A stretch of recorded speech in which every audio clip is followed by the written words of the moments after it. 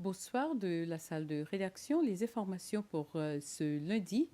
À partir de ce mercredi, le 21 février, une opération de 6 semaines va commencer pour démolir un rocher situé à Lugnol, à côté de l'arrêt des bus. Le rocher a été exposé à des pluies torrentielles le 6 décembre dernier et cela présente un risque pour les infrastructures routières et d'eau ainsi que pour les habitations de la région. La division de gestion des risques des catastrophes DRMD travaille en collaboration avec l'Agence des infrastructures des Seychelles et du département des collectivités locales pour commencer la démolition de ce rocher. Pendant 6 semaines donc, la route de Lugnol sera fermée de 8 heures du matin jusqu'à 16h30 tous les jours. Une clinique temporaire entièrement équipée de lits et de machines pour traiter les patients en cas d'urgence a été installée dans la région.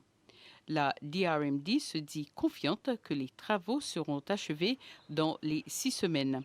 Cependant, ces travaux dépendront fortement des conditions météorologiques, ce qui pourrait entraîner des retards. Dans l'affaire de meurtre contre Nicole Isidore devant le tribunal, cet après-midi, Isidore a été condamné à 8 ans de prison pour homicide involontaire. Isidore était l'accusé dans la mort de Cliff Pillet, qui avait perdu la vie sur le terrain de jeu à Ansnordé en décembre 2022, après une bagarre entre eux.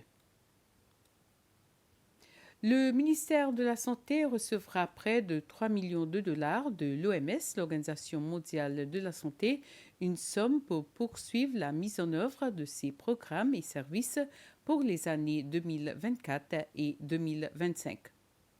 Ces 3 millions de dollars représentent une augmentation d'environ 1 million de dollars par rapport aux années 2022 et 2023.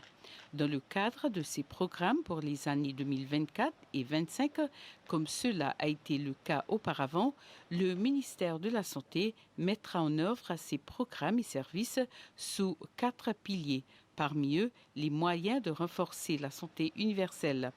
La signature d'un accord pour ce financement a eu lieu ce matin entre la ministre de la Santé, Peggy Vidot, et le représentant de l'OMS aux Seychelles, le Dr Rex Mpazanje. Étaient également présents à cette cérémonie d'autres dirigeants des services de santé, des hauts responsables de l'OMS, ainsi que des représentants des organisations qui œuvrent pour la prévention et les contrôles des maladies en Afrique.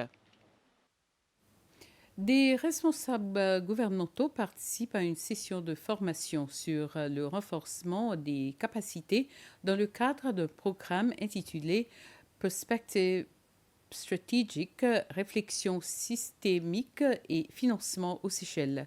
Deux agences des Nations Unies, l'UNDESA et l'UNITAR, contribuent à faciliter les sessions de formation.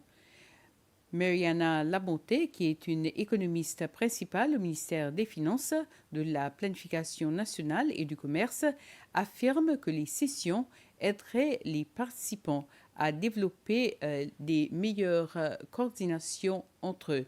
Ces sessions de formation s'achèvent ce vendredi.